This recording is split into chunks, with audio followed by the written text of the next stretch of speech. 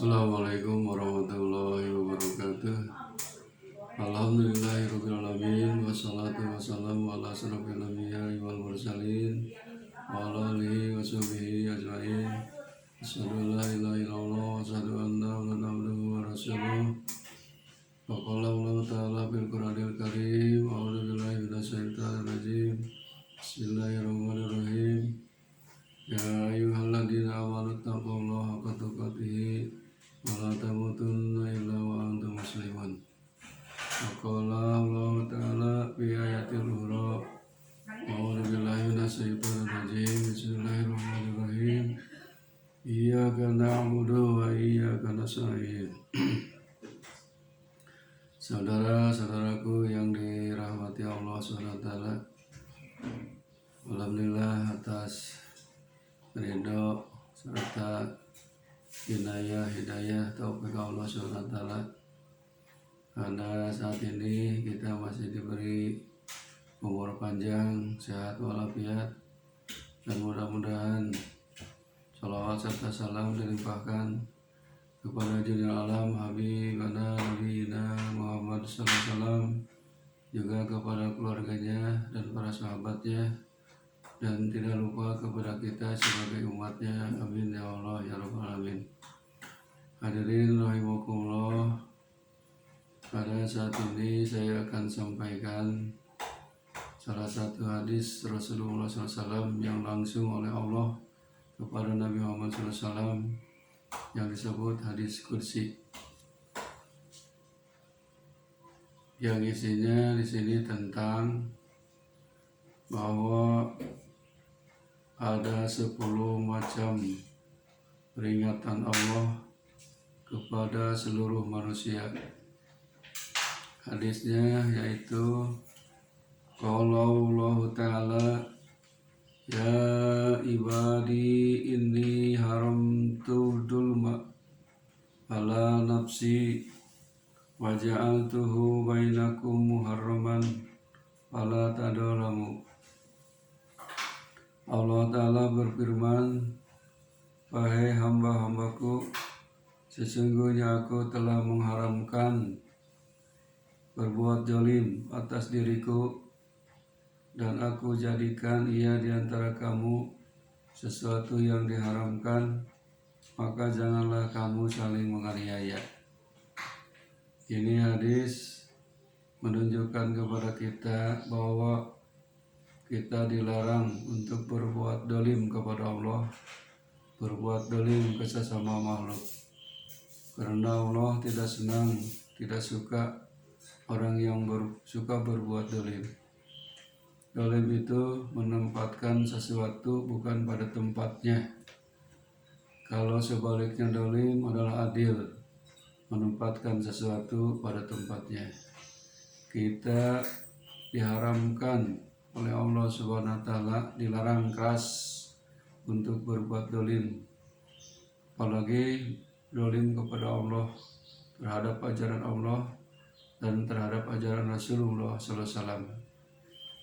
Selanjutnya, ya ibadi kullukum mu'darun illa man hadaituhu fastahaduni ahdikum. Wahai hambaku, kata Allah, kamu semua sesat kecuali orang yang telah aku beri petunjuk padanya.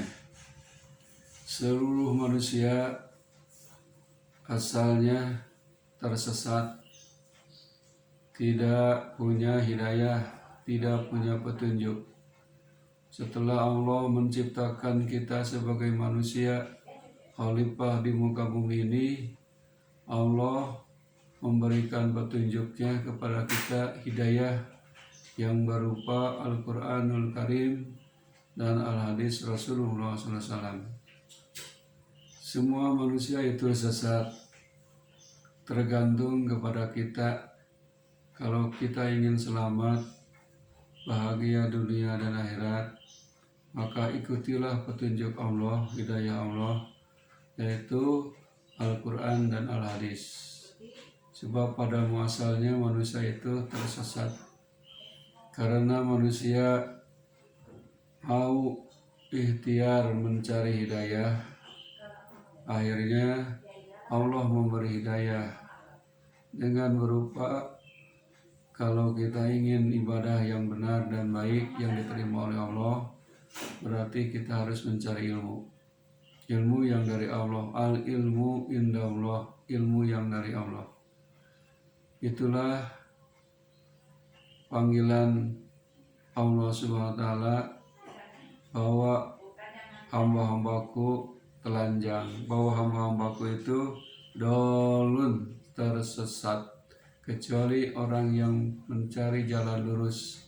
Makanya kita di dalam setiap sholat suka berdoa, ihdinas siratal mustaqim, tunjukilah kami kepada jalan yang lurus, ghairil maghdubi alaihim waladhdallin, yaitu jalan yang tidak dimurkai dan bukan jalan yang tersesat.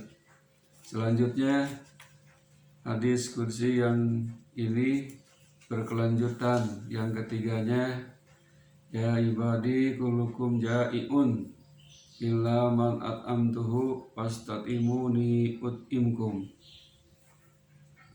Wahai hambaku, kata Allah, kamu semua lapar kecuali orang yang telah aku beri makan, maka mintalah makan kepadaku, niscaya aku memberinya.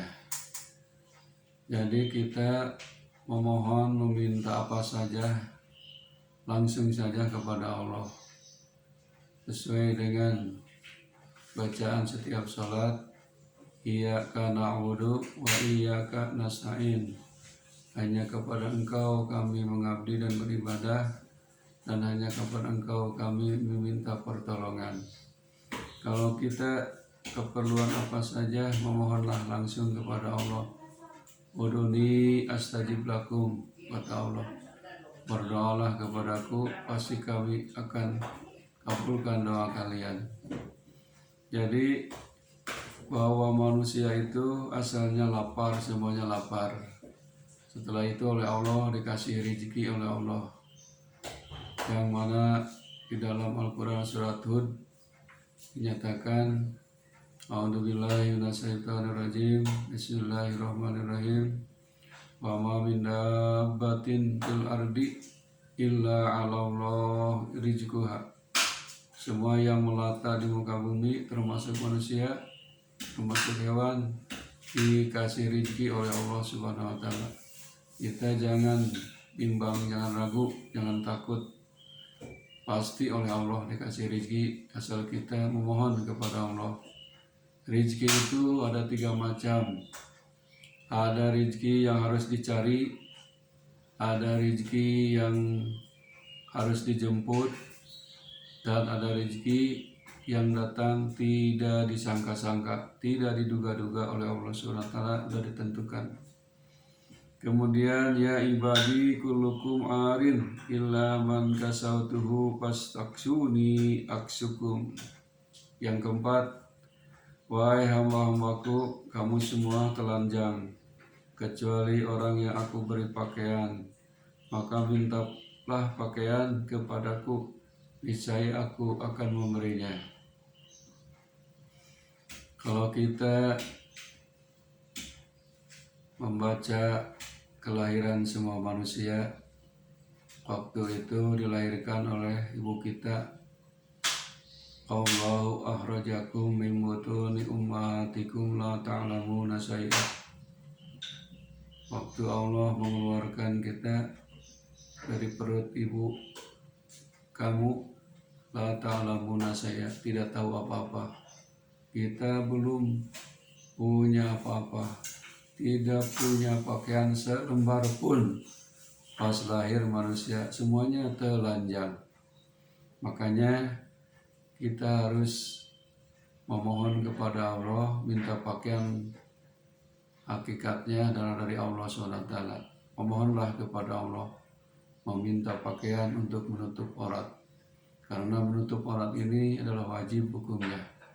Tidak boleh kita memperlihatkan aurat yang hukumnya haram, sebab nanti di yaumul akhir kulit kita akan menjadi saksi, badan kita akan menjadi saksi dan akan berkata, yauma nahtimu ala afwahihim wa tukallimuna aydihim wa tashhadu arjuluhum bima kanu yaksibun. Pada hari itu manusia mulutnya dikunci, yang berbicara adalah tangan dan kakinya sebagai saksi. Yang kelima, ya ibadi innakum tuhti'una bilail wan nahari wa ana aghfiru dzunuba jami'an fastaghfiruni aghfir lakum. Wahai hamba-hambaku, sesungguhnya kamu berbuat dosa di waktu malam dan di waktu siang hari, sedang aku mengampuni segala dosa. Maka mintalah kamu ampunan kepadaku, niscaya aku mengampuni dosa kamu. Manusia semuanya pasti punya salah, punya dosa, baik itu dosa kepada Allah atau dosa sesama manusia. Sebaik-baik manusia adalah memohon ampun, minimal mengucapkan istighfar astagfirullahaladzim. Maksimalnya adalah bertaubat kepada Allah Subhanahu wa taala. Contohnya seperti Nabi Adam alaihissalam.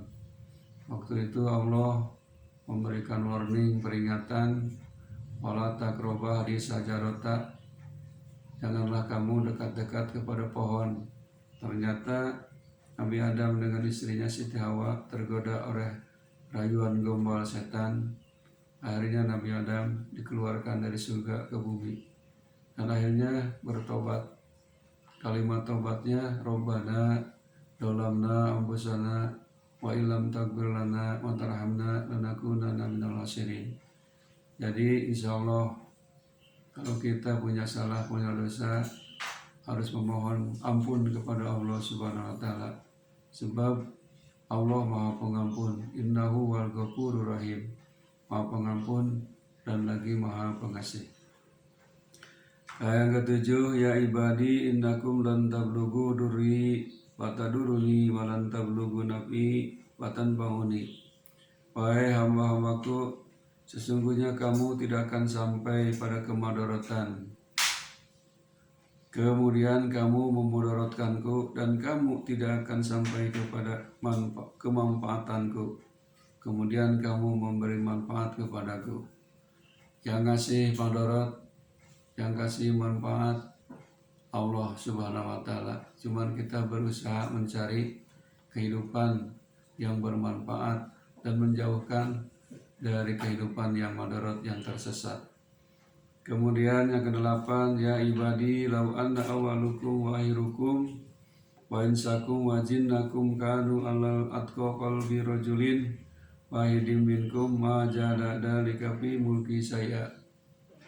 Wahai hambaku, sesungguhnya apabila orang yang terdahulu dan yang terakhir serta manusia dan jin di antara kamu semuanya memiliki hati yang paling bertakwa,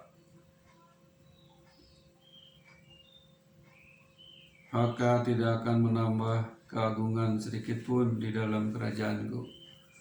Kalau sekiranya manusia sedunia ditambah dengan jin bertakwa kepada Allah, tidak akan menambah keagungan Allah. Kemudian ya ibadi law anna awalakum wa akhirukum wa insakum wa jinnakum kanu ala abjarin qalbin wahidin minkum ma naqasa dzalika min mulki syai'a.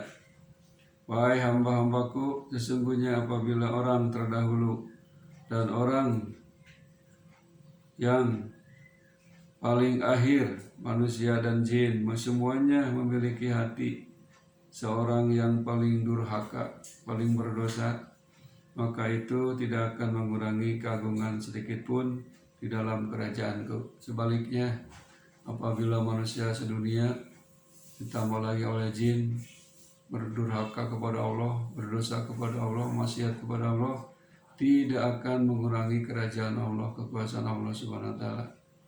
Yang terakhir, yang ke-10, ya ibadi law anna awalakum wa akhirukum wa insakum wa jinnakum qamu bi sa'idin wahidin fasaluni fa'taitu kulla wahidin mas'alatahu ma naqasa dalik imma indi illa kama yankusul mihyatu ida udhilal bahra. Wahai hamba-hambaku, Sesungguhnya apabila orang yang terdahulu dan yang paling akhir di antaramu, manusia dan jin semuanya berada di satu lapangan, kemudian mereka meminta kepadaku, lalu aku memberi kepada setiap orang sesuai permintaannya, maka hal itu tidaklah mengurangi apa yang ada pada diriku, kata Allah. Jadi sekiranya manusia dan jin kumpul di satu lapangan memohon kepada Allah Subhanahu wa taala apa saja yang dia mintakan, kata Allah, pasti kami akan beri masing-masing permintaannya, kecuali seperti jarum mengurangi air apabila jarum itu dimasukkan ke dalam lautan. Saking banyaknya permohonan manusia dan jin, dianggap oleh Allah bagaikan jarum masuk ke dalam lautan. Jadi lautan itu gambarannya adalah permohonan Allah tidak akan habis diminta oleh jin dan manusia sealam semesta. Yang ke-10, ya ibadi innama hiya amalukum, ya ibadi innama hiya amalakum usiha lakum summa ufikum iyaha waman wajada khairan falyahmadillah waman wajada ghairu dalik fala yalumanna illa nafsahu. Wahai hamba-hambaku, kata Allah, sesungguhnya itu semua adalah amalmu. Aku menghitungnya bagimu, kemudian aku membalasnya. Maka barang siapa menemukan kebaikan, hendaklah memuji kepada Allah, mengucapkan kalimat Alhamdulillah. Dan barang siapa menemukan kejelekan, maka janganlah sekali-kali mencela, kecuali terhadap dirinya sendiri. Jadi kita kalau mendapat nikmat, misalkan kita berbuat baik, beramal baik, beramal soleh, pujilah Allah dengan kalimat Alhamdulillah. Kalau sekiranya kita berbuat jelek, beramal jelek, janganlah mencela diri kepada Allah, tapi celalah pada diri sendiri, adalah kesalahan kita masing-masing. Saudara-saudaraku yang dirahmati Allah SWT, itulah satu hadis qudsi yang memberi peringatan kepada kita bahwa Allah Subhanahu wa taala memberikan 10 peringatan kepada seluruh manusia, tidak dibeda-beda. Yang mana tadi hadisnya sudah dijelaskan satu persatu. Mudah-mudahan hadis ini menjadi ilmu bagi kita, dan mudah-mudahan kita ini bisa mengamalkannya dalam kehidupan sehari-hari. Carilah keridhaan Allah SWT. Insya Allah kalau kita hidup sudah diridhoi oleh Allah, kita akan selamat di dunia dan di akhirat. Sesuai dengan doa kita, Rabbana atina fid dunya hasanah wa fil akhirati hasanah wa qina adzabannar. Wabillahi taufiq wal hidayah. Assalamualaikum warahmatullahi wabarakatuh.